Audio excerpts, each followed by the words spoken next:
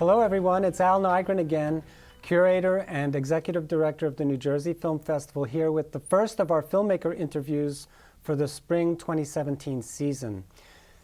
If you'd like to get more information about our film festival, please visit our website, which is njfilmfest.com, or you can always call us at 848-932-8482.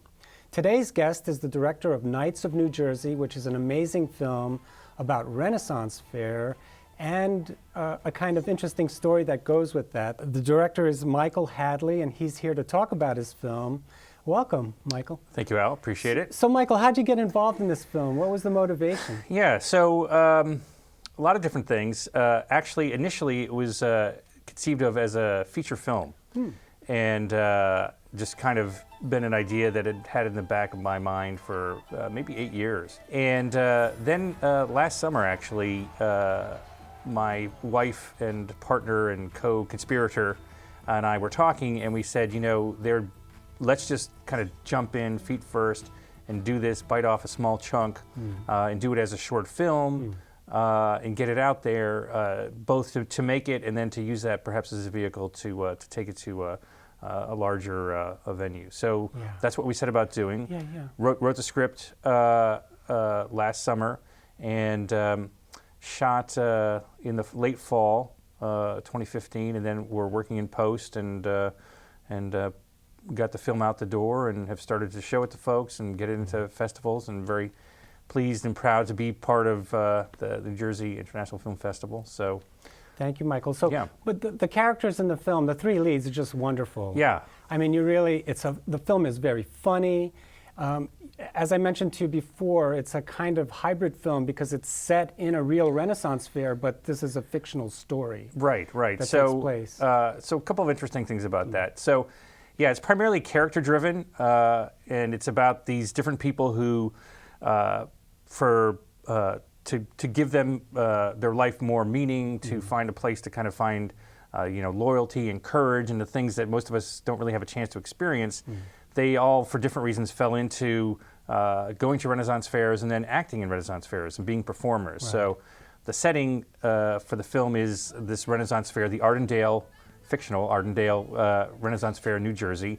And it's really a kind of behind the scenes of what it's like for them to put on those characters, to try on those concepts of bravery and romance, and but it's just people are people, right? There's all the petty office politics and the day-to-day humiliations that we all encounter. So even though they've tried to create this alternate universe where they can be the best example of themselves, the laws of physics and the laws of comedy still apply. While you might go out onto the field of glory with your shining armor and your sword raised, the sad reality is you get a punch to your stones, and then you're doubled over and soaking yourself in a bucket of ice water. Well, the three leads are really quite great. So you have a male character who's kind of the focus of the film, and he has aspirations to be with this beautiful woman who is kind of the rival's girl. Right. And then you have his sidekick. Those are the three. Tell us about them. Right. So I would say the main characters are Sir Robert, who's kind of like the everyman who really takes it very seriously, but often his good intentions are thwarted by what happens in the movie.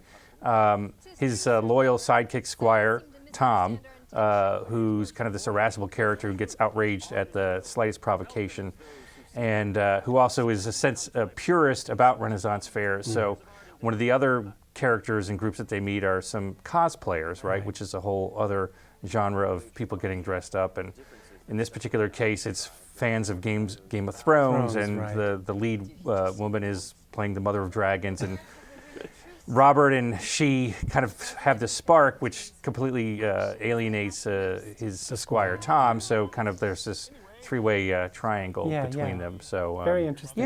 And beautifully shot. I mean, it looks lovely. And I guess the comedy is also one of the main selling points of the film. I mean, there are some really great one-liners. And where was it actually shot, though? Well, interestingly, and I'm really glad that you say it was shot at a Renaissance fair, because it actually wasn't shot at a Renaissance fair. So, and the story behind this was, our production period was a little too late in the normal season around here fairs, in the New York, New Jersey metro area.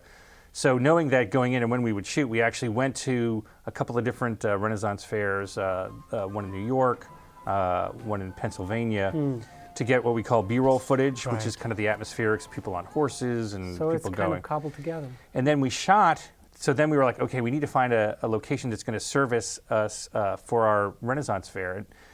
So we started looking around. Castles were kind of like made sense to me. Believe it or not, I live in Montclair. Within a 5-mile radius of where I live, there are literally nice 2 castles. So we shot at Kipps Castle in Verona, New Jersey, and another castle in Paterson. And the folks were great. We did it all professionally, got the permissions and so forth. So we intercut all that different type of footage into a seamless whole, we hope, and I guess it worked in terms of creating that we were literally behind the Would scenes. never have known, Yeah. and I think that's what really, again, shows the master of bringing it all together. Yeah. And I hope that you're able to make it into a feature film. I think it'd be great. I do indeed. And in fact, we shot another little chunk that's coming out this past summer. And indeed, we were able to schedule that well and shoot at the New Jersey Renaissance Fair, which is a great local fair. So we had a great experience with that as well. Great. Well, I just wanted to just remind our viewers that this film will be playing as our opening film on Saturday, January 28th in our state-of-the-art facility, Voorhees Hall, room 105, which is located on the Rutgers University campus in New Brunswick, New Jersey, located at 71 Hamilton Street in New Brunswick, New Jersey.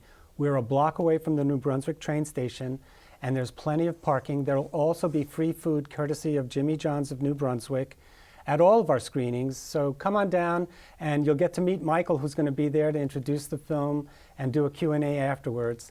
So it should be a lot of fun. Again, you need more information. You go to www.njfilmfest.com or call us at 848-932-8482. Thanks so much for coming, Michael. My pleasure. Thank you. Thank you. Besides, once he gets a taste of the Doombringer, he'll cry so hard he'll rust out his pauldron. Because when the shining steel is swung... Come on, Bob. When the shining steel is swung, his fate shall be doomed. Huzzah! Yeah!